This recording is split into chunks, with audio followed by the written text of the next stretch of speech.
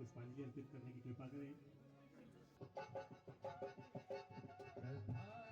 माननीय राज्यपाल महोदय पुष्पांजलि अर्पित करते हुए माननीय नेता प्रतिपक्ष जयराम ठाकुर जी पुष्पांजलि अर्पित करते माननीय भाजपा प्रदेश अध्यक्ष श्री राजीव बिंदल जी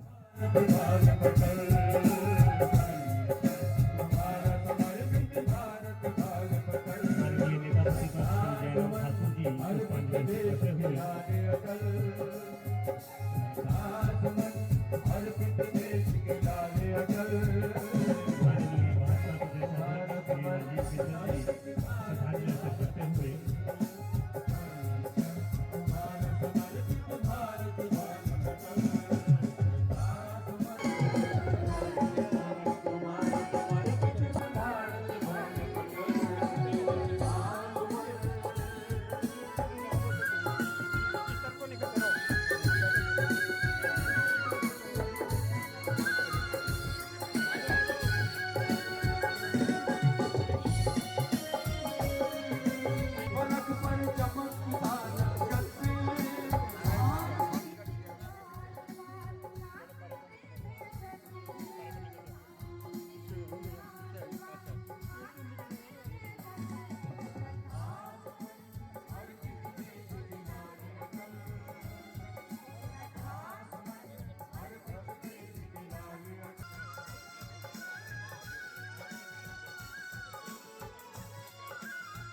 भारत रत्न अटल बिहारी वाजपेयी जी एक ऐसी शख्सियत थे जो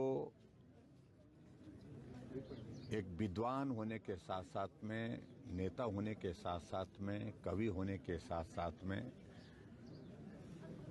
बहुत हृदय से संवेदनशील व्यक्ति। ऐसा नेतृत्व, ऐसा व्यक्तित्व बहुत ही दुर्लभ देखने को मिलता है।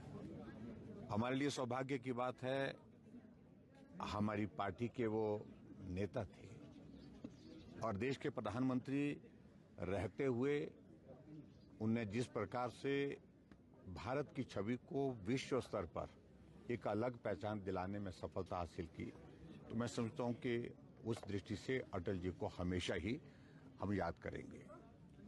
और खास तौर से हम इस बात को भी देखते थे कि जब कभी उनकी सभा होती थी, सभा में लोगों को लाने के लिए गाड़ियां कम पड़ जाती थी, मैदान छोटा पड़ जाता था, क्योंकि बहुत सारे लोग उनको सुनने के लिए आते थे।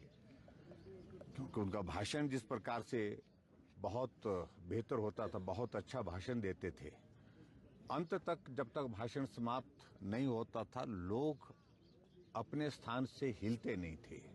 और यही मंजर लोकसभा के अंदर, राज्यसभा के अंदर भी जब वो बोलते थे, जब भी बोलते थे, तो कितना भी वहां पर गर्मा गर्मी का माहौल, बहस का माहौल, तनाव का माहौल संसद के अंदर होता था, एकदम शांत होता था। यानी कि घोर वैचारिक विरोध के लोग भी सदन के अंदर अटल जी की बात सुनने के लिए शांत होते थे, चुप होते थे। ये इस प्रकार की एक शख्सियत थी। ऐसे हमारे नेता अटल बिहारी वाजपेयी जी।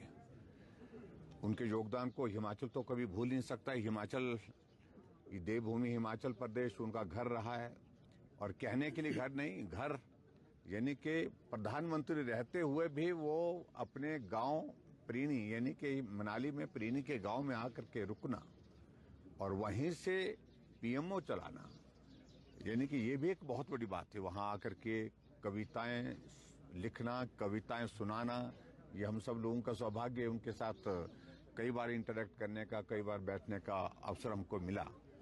और खासतौर से हिमाचल जैसे पहाड़ी राज्य के लिए जो उनका योगदान उसको हम कभी भूल नहीं सकते। बड़े योगदान के रूप में मैं कह सकता हूं कि प्रधानमंत्री ग्राम सड़क योजना जो अटल जी ने शुरू की, आज हिमाचल प्रदेश की जितनी सड़कें बनी हैं उसमें से 50% सड़कों का योगदान प्रधानमंत्री ग्राम सड़क योजना का है। अगर प्रधानमंत्री ग्राम सड़क योजना नहीं होती, आज भी हिमाचल प्रदेश के अधिकांश हिस्से सड़कों से वंचित होते, यानी कि पीठ का बोझ नहीं उतर पाता।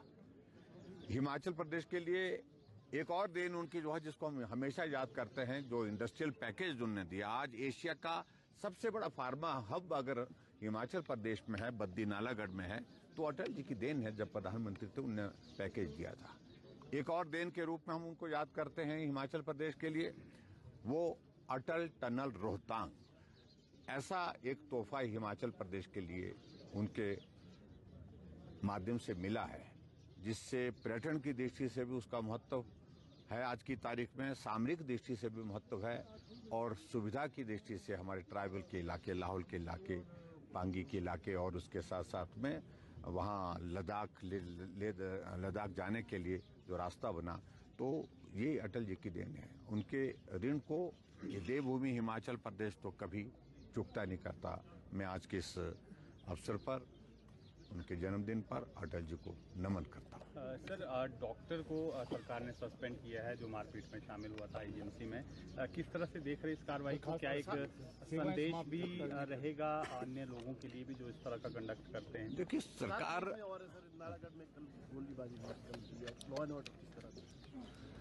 देखिए पहली बात तो यह है कि डॉक्टर के खिलाफ जो जांच की रिपोर्ट है वो पिछले कल आई है, शायद उसके आधार पर उन्होंने कार्रवाई की है। इस पर मुझे बहुत ज्यादा टिप्पणी नहीं करनी है, जब कार्रवाई कर ली है। लेकिन कुल मिलाकर के